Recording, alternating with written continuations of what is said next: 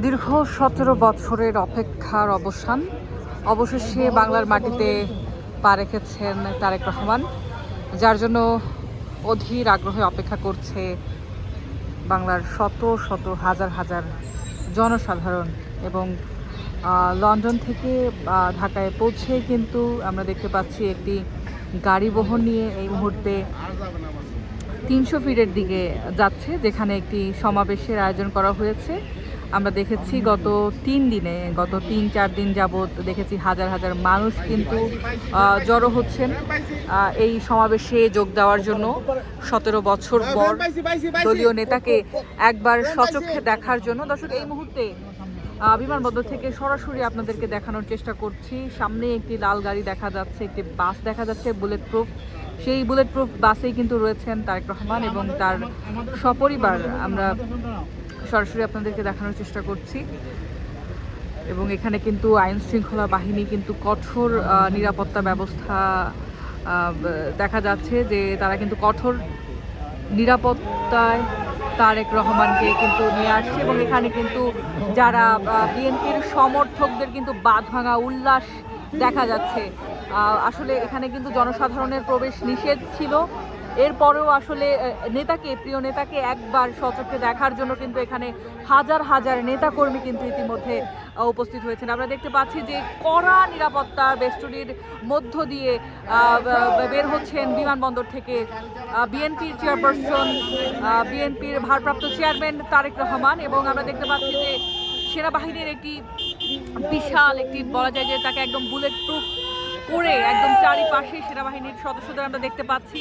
তারা কিন্তু তারেক রহমানের সর্বোচ্চ নিরাপত্তা নিশ্চিত করে তাকে কিন্তু নিয়ে আসছেন 300 ফিটের দিকে, যেখানে হাজার হাজার লক্ষ লক্ষ মানুষ, লক্ষ লক্ষ জনতা অপেক্ষা করছে একটিবারের জন্য প্রিয় নেতাকে দেখার জন্য। দর্শক, সেই দৃশ্যটি আপনাদেরকে সরাসরি দেখানোর চেষ্টা করছি।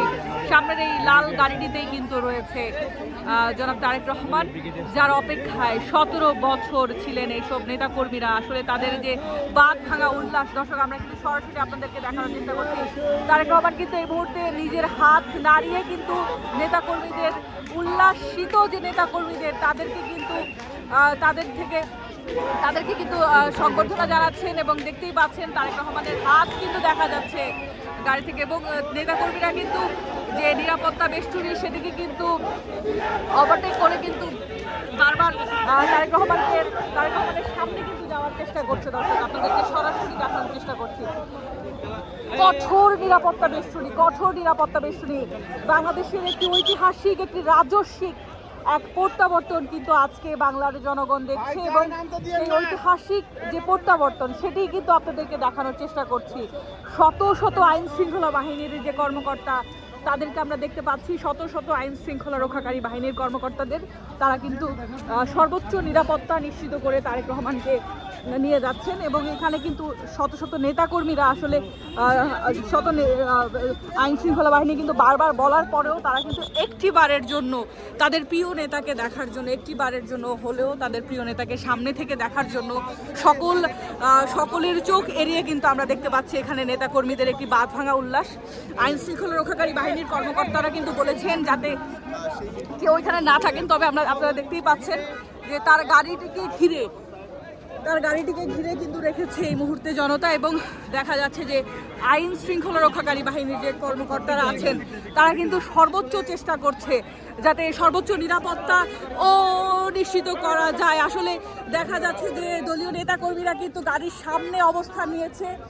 যে কোনো মতে প্রিয় নেতাকে 17টি বছর পর একটিবারের জন্য দেখার জন্য কিন্তু আমরা দেখতে পাচ্ছি মানুষের বাঁধ ভাঙা উল্লাস। দর্শক, আপনাদেরকে সরাসরি দেখানোর চেষ্টা করছি। এই মুহূর্তে আমরা রয়েছি বিমানবন্দর এলাকায় এবং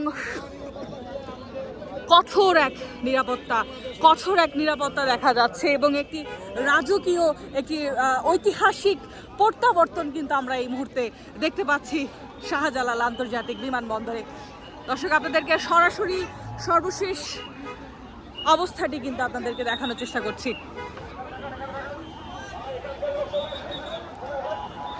এখানে আমরা দেখতে পাচ্ছি আইন শৃঙ্খলা বাহিনীর পাশাপাশি কিন্তু এখানে অ্যাম্বুলেন্স দেখতে পাচ্ছি এবং নিরাপত্তায় আসলে যত কিছু প্রয়োজন হয় সব কিছুই কিন্তু আসলে এখানে আমরা দেখতে পাচ্ছি।